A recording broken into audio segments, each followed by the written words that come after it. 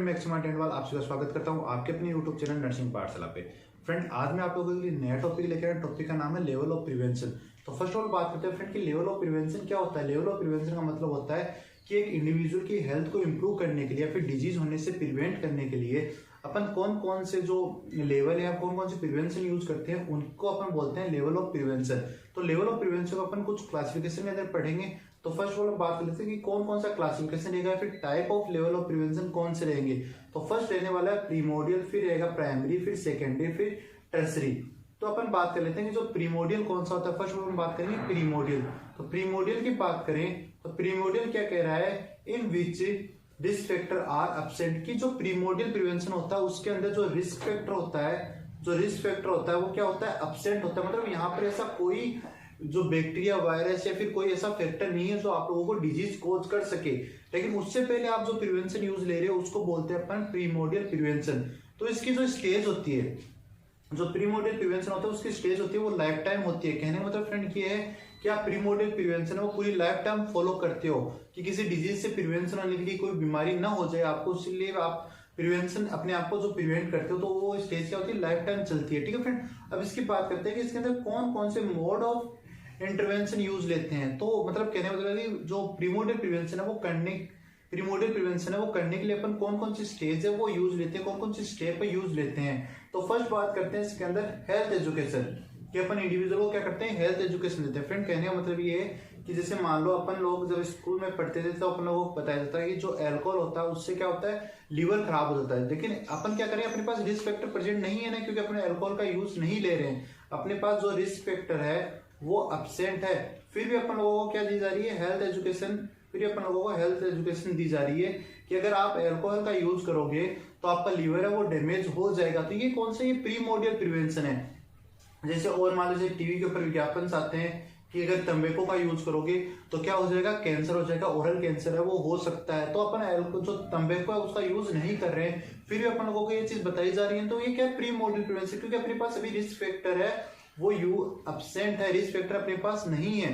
तो इस कंडीशन को बोलते हैं अपन प्रीमोडियल प्रिवेंशन। नेक्स्ट आता है इसके अंदर लाइफस्टाइल मॉडिफिकेशन। जैसे अपन को कहते हैं कि अगर एक्सरसाइज नहीं करोगे तो आपको ओबेसिटी हो जाएगी, ओबेसिटी होने से आपको जो हार्ट डिजीज है वो हो सकती है। क्योंकि अपन लोगों के पास अभी ओबेसिटी नहीं हुई है, हार्ट डिजीज नहीं हुई है, तो ये अपने पास रिस्क फैक्टर नहीं है। ओबेसिटी है वो क्या है, रिस्क फैक्टर वो अपने पास नहीं है।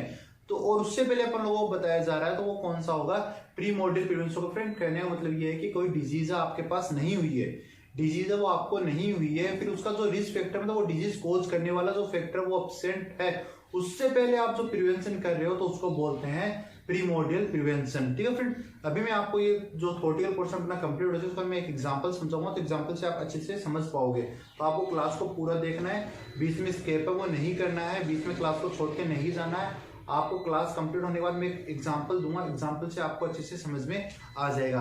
नेक्स्ट हम बात करते हैं प्राइमरी प्रिवेंशन। तो प्राइमरी प्रिवेंशन की बात करें तो इन विच रिस्क फैक्टर आर प्रेजेंट। तो जो प्राइमरी प्रिवेंशन होता है उसके अंदर क्या होता है, रिस्क फैक्टर होता है वो क्या होता है, प्रेजेंट होता है। मतलब यहाँ पर जो डिजीज कोज करने वाला फैक्टर है वो आ चुका है, यहाँ पर रिस्क फैक्टर है वो आ चुका है। तो इसको क्या बोलते हैं, इसको पैथोलॉजिकल स्टेज बोलते हैं। ठीक है फ्रेंड, इसके अंदर कौन कौन सा mode of action upon use लेते हैं। तो फर्स्ट रहेगा इम्यूनाइजेशन की, इम्यूनाइजेशन करते हैं, कॉन्ट्रासेप्टिव मेथड यूज लेते हैं, protection for accident, example helmet. Friend कहने का मतलब ये है कि अगर मान लो जैसे इम्यूनाइजेशन करते हैं तो अपने पास जैसे बीसीजी है तो बीसीजी का इम्यूनाइजेशन करते हैं तो इसका रिस्क फैक्टर तो प्रेजेंट है ना, लेकिन रिस्क फैक्टर प्रेजेंट है, लेकिन अभी तक क्या क्या उसने डिजीज कोज नहीं की। रिस्क फैक्टर तो एनवायरमेंट के अंदर प्रेजेंट है, लेकिन क्या है उसने डिजीज कोज नहीं की है।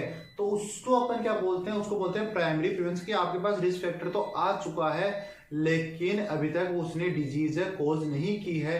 तो जैसे इम्यूनाइजेशन होगा, कॉन्ट्रासेप्टिव डिवाइस, जो कॉन्ट्रासेप्शन जो मेथड होता है जिससे आपको जो सेक्सुअल ट्रांसमिटेड डिजीज है उनसे प्रिवेंट करने में हेल्प करता है। तो आप कॉन्ट्रासेप्टिव मेथड यूज करोगे तो आपको जो सेक्सुअल ट्रांसमिटेड डिजीज है वो नहीं होगी।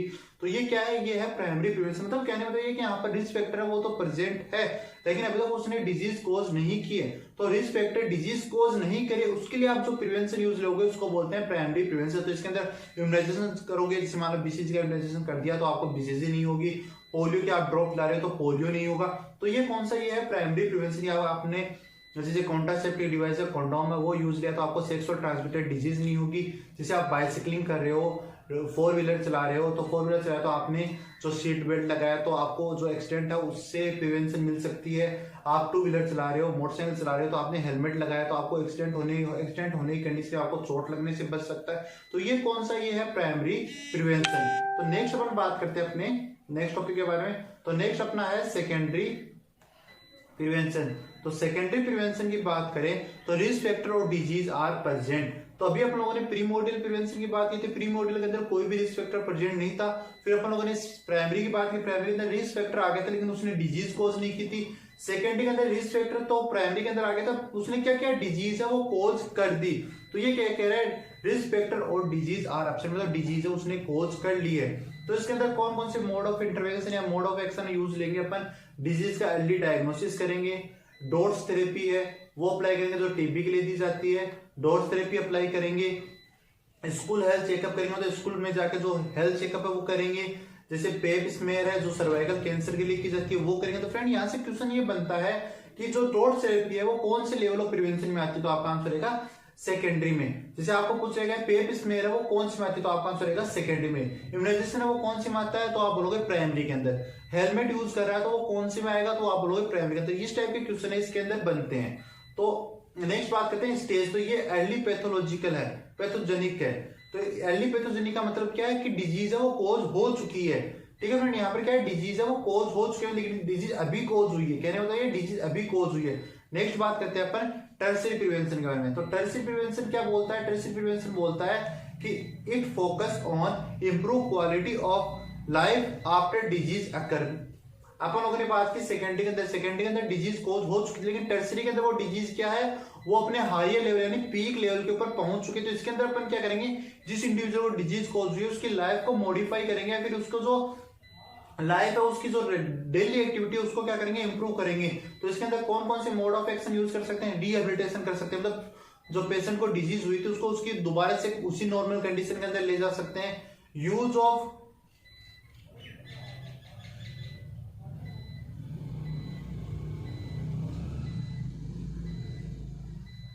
तो अपन क्या कर सकते हैं, रिहेबिलिटेशन कर सकते हैं। यूज ऑफ क्रैक्चर कर सकते हैं, जो पोलियो के पेशेंट है उनको पोलियो की ड्रॉप नहीं पिलाई गई तो उनको पोलियो डिजीज हो सकती है, उसमें उनको क्रैक्चर दे सकते हैं जिससे अपनी वो नॉर्मल एक्टिविटी को फॉलो कर सकते हैं। प्लास्टिक सर्जरी, जैसे मान लो किसी को कोई चोट लगी, किसी का पार्ट है वो फेशियल जो फेस का जो पार्ट है या फिर कहीं और का पार्ट है वो बर्न हो गया तो उसको प्लास्टिक सर्जरी कर सकते हैं। तो उनको नॉर्मल लाइफ के अंदर अपन पहुंचा, मतलब कहने का मतलब ये कि उनकी जो नॉर्मल लाइफ है वो अपन उनको अचीव कर सकते हैं, जो नॉर्मल फंक्शन वो करा सके उनसे, तो उनको बोलते हैं अपन टर्शियरी जो प्रिवेंशन है उसके अंदर आता है। और ये कौन सी होती है, लेट पैथोलॉजिकल कंडीशन होती है।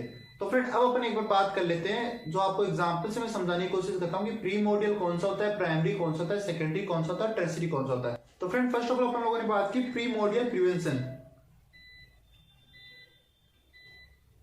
प्रीमोर्डियल प्रिवेंशन, तो प्रीमोर्डियल की बात करें तो प्रीमोर्डियल में अपन लोगों ने क्या बताया था कि यहाँ पर कोई भी रिस्क फैक्टर है वो क्या है, एब्सेंट है। तो फिर एक एग्जांपल से मैं समझाने की बात करता हूँ। जैसे अपन लोगों को घरों जो कम्युनिटी पोस्टिंग लगती थी अपन लोग सभी को बताते थे ना कि घर के बाहर पानी को इकट्ठा नहीं होने देना, इकट्ठा होगा तो मच्छर आ जाएंगे, मच्छर आएंगे तो वो आपको डिजीज कॉज कर सकते हैं। तो यही एग्जांपल हम पर लेकर चलते हैं कि मान लो